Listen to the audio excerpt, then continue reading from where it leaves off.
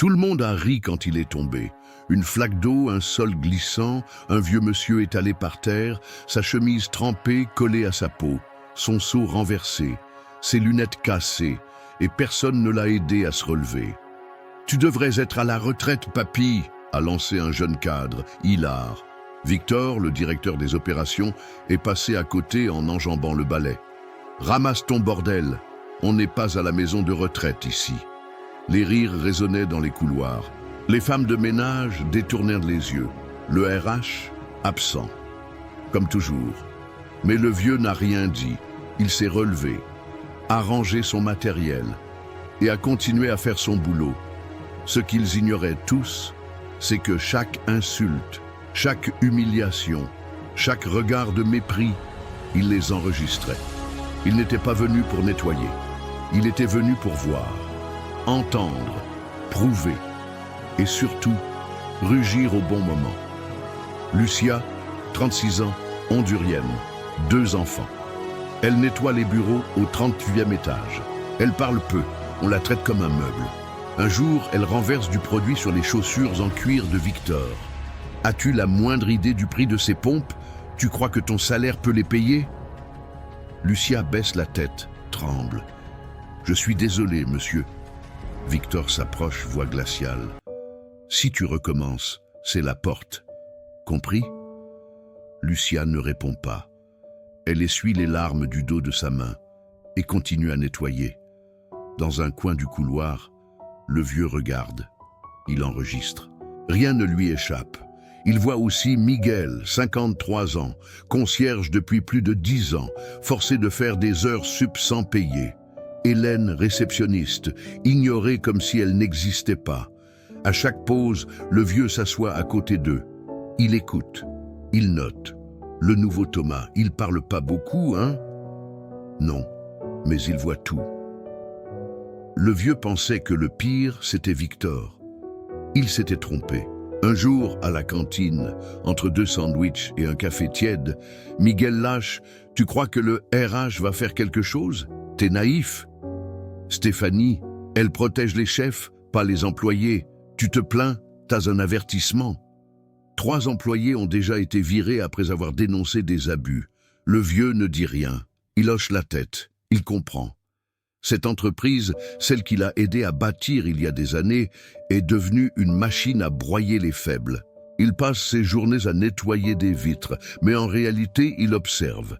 Il nettoie les apparences, mais il capte la saleté invisible. Un vendredi, alors qu'il répare une vitre au 41e étage, il entend une voix familière dans la salle de réunion. Marcus, son propre fils, PDG. Mon père se souciait trop du bien-être des employés. Moi, je veux des résultats. Le vieux se fige. Son cœur se serre. Le sang de son sang a trahi tout ce qu'il croyait juste. Il pleuvait fort ce jour-là. Le genre de pluie qui réveille les souvenirs. Le vieux réparait une fuite près de la salle de réunion. 3 voix, 3 visages bien connus. Victor, Diana, Stéphanie. Et puis celle qu'il reconnaîtrait entre 1000, Marcus. Ils nous coûtent trop cher, avec leurs congés et leurs plaintes. Ce ne sont que des pions. Mon père était trop sentimental. Un silence, puis des rires qui coupent plus qu'un couteau. Le vieux recule, le souffle court. Il s'adosse au mur. Les mains tremblent, les yeux se ferment. C'est là qu'il comprend. Il ne suffit plus de voir, il faut agir. Le soir même, dans son petit appartement, il sort son carnet. Des noms, des dates, des enregistrements, des visages, des voix. Il n'a peut-être plus la force d'avant, mais il a une vérité, et cette vérité va faire trembler des étages entiers. Lundi matin, réunion d'urgence au 43e étage. Tous les directeurs sont là. Marcus, Victor, Diana, Stéphanie, agacés, pressés. Personne ne sait qui a convoqué le conseil. Encore un actionnaire parano, souffle Victor. La porte s'ouvre. Et là, stupeur. Thomas, le vieux, avec sa boîte à outils. Victor se lève. Mais qu'est-ce que ce balai fait ici? Benjamin Lewis, président du conseil, sourit. Allez-y, monsieur. Le vieux avance, pose sa boîte, se redresse lentement. Il enlève sa casquette, sa barbe, son déguisement. Silence, glacial, total. C'est lui, Samuel, le fondateur, le père de Marcus. Pendant des semaines, j'ai marché dans ces couloirs, invisible. J'ai vu, j'ai entendu, j'ai tout enregistré. Victor pâlit, Diana serre les dents, Stéphanie baisse les yeux et Marcus reste figé, incapable de parler. Le vieux lion est réveillé et il est prêt à rugir. Les lumières s'éteignent, un projecteur s'allume. Sur le mur, des images, des vidéos, des voix, des cris, des humiliations. Victor jetant de l'eau au visage de Samuel, Diana parlant des vieux bons à rien, Stéphanie menaçant un employé pour avoir osé se plaindre, puis la voix de Marcus. On n'est pas une association, on est là pour faire du chiffre. Le silence dans la salle est lourd, gênant, irréversible. Samuel se tourne vers le conseil. Ce ne sont que quelques extraits, j'ai des heures entières. Ce que vous avez laissé faire, ce que vous avez encouragé, ça s'arrête aujourd'hui. Victor tente. Ce n'est pas ce que vous croyez, Monsieur Johnson. Mais Samuel frappe la table. Silence. Tu as humilié Lucia. Tu as marché sur ma dignité. Tu as ri pendant que d'autres pleuraient. Il se tourne vers Diana. Tu traites les gens comme des machines. Mais sans eux, cette entreprise n'est rien. Puis enfin, vers Marcus, son fils. Toi, tu m'as oublié. Tu as oublié tout ce que je t'ai appris. Marcus reste bouche bée, les yeux brillants, la mâchoire serrée. Papa, Samuel l'interrompt, calmement, mais avec une tristesse qui transperce la pièce. Tu étais censé continuer ce que j'ai commencé. Au lieu de ça, tu as tourné le dos aux gens, tu t'es entouré de requins. Tu as oublié la seule chose qui compte ici, le respect. Il se tourne vers le conseil d'administration. En tant que fondateur et principal actionnaire individuel de cette entreprise, je demande la démission immédiate de Victor Reed, Diana Collins et Stephanie Shen. Un murmure. Puis Benjamin Lewis hoche la tête. Qui est d'accord? Tous lèvent de la main.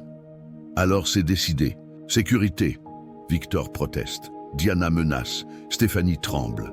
Mais ils sont escortés hors de la pièce, sans un mot de plus. Samuel s'approche de Marcus. Quant à toi, tu es relevé de tes fonctions, temporairement, jusqu'à ce qu'on évalue si tu mérites une seconde chance. Marcus baisse les yeux. Il sait qu'il vient de tout perdre, ou peut-être de tout commencer. Quelques jours plus tard, une assemblée générale est convoquée. Tous les employés sont là, du 1er au 43e étage. Du personnel de nettoyage aux ingénieurs. Sur scène, Samuel, costume impeccable, mais dans sa main, la même boîte à outils. Pendant 4 semaines, j'ai été Thomas. J'ai lavé vos sols, j'ai entendu vos souffrances. Et j'ai compris une chose. Cette entreprise avait oublié d'où elle venait. Un silence. Puis des regards. Certains pleurent, d'autres hochent la tête. À partir d'aujourd'hui, les règles changent. Il annonce des augmentations pour les employés de base, un canal de dénonciation directe avec le conseil, un programme où chaque cadre devra passer 1 semaine sur le terrain aux côtés des employés. Lucia est nommée superviseur du nettoyage. Miguel entre au comité de bien-être. Hélène reçoit une bourse pour finir ses études. Dans la foule, Marcus regarde, silencieux, humble. Le père a parlé. Maintenant, le fils va devoir apprendre à écouter 1 mois plus tard, sur un chantier en périphérie de la ville. Marcus Johnson, ancien PDG, porte un casque, un gilet fluo, et transpire en portant des sacs de ciment. À ses côtés, Samuel observe. Silencieux. Je pensais que diriger, c'était faire du chiffre, dit Marcus essoufflé. Mais j'avais tort. Samuel hoche la tête. Sérieux. Le vrai leadership, c'est de servir, pas de dominer. Marcus a passé 1 semaine au nettoyage, une autre à la maintenance, puis à la réception. Il a écouté, il a appris les noms, il a entendu les histoires. Il a partagé les pauses, les repas, les regards. Quand le mois s'est terminé, un vote a été organisé. 87% des employés ont dit oui. Marcus mérite une seconde chance. Mais cette fois, il ne revient pas seul. Il revient changé. Une année s'est écoulée depuis l'affaire Thomas. Johnson Enterprises est redevenu un modèle, non pas pour ses profits, bien qu'ils aient explosé, mais pour sa transformation humaine. Dans l'auditorium, tous les employés sont réunis. Marcus, désormais PDG réformé, prend la parole. J'ai appris que les murs d'une entreprise ne valent rien sans les gens qui y travaillent. Merci de m'avoir appris à voir. Puis, Samuel monte sur scène. Applaudi, acclamé. Il dépose la vieille boîte à outils sur le pupitre. Je n'étais pas venu pour réparer des fenêtres, j'étais venu réparer notre âme. Il annonce la création de l'Institut Thomas Johnson pour le leadership éthique. Pour que jamais plus, on oublie que le respect est la première des richesses.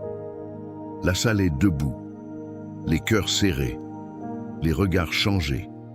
Et la voix de Samuel conclut « Les lions ne rugissent pas tout le temps.